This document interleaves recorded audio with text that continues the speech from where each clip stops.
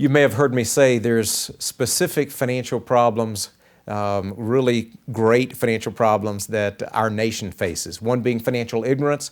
I've said it's not a matter of someone being stupid or dumb. It's just a matter they do not know. It's ignorance. They've never been trained in that area. Another's wrong attitudes, where they've really never had a healthy attitude toward money. Money is nothing more than a utility to help us get all that we possibly can out of life.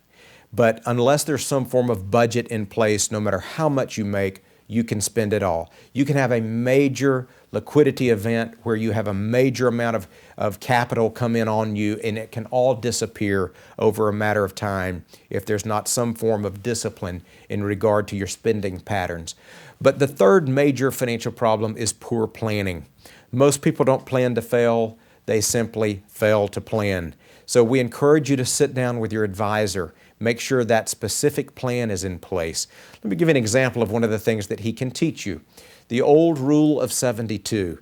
If you take an interest rate, divide it by 72, it basically tells you how often money will double. So if money is growing at 3%, it's going to take 24 years for it to double. If money is growing at 6%, it should double in approximately 12 years. If it were growing at 12, it would double approximately in 6 years. But when you take a look at the difference of what those numbers mean in terms of compounding over the years, it is rather phenomenal. I jotted a couple of numbers. For instance, that 3%, $10,000 investment, if you look down the road, would be worth about $40,000 if you went all the way down 48 years.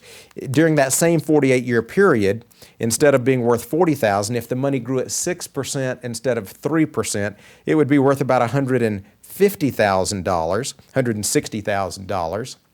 And if you did 12%, that money would be worth about $2.56 million. So it's amazing what happens in terms of the rule of 72 and compounding over time.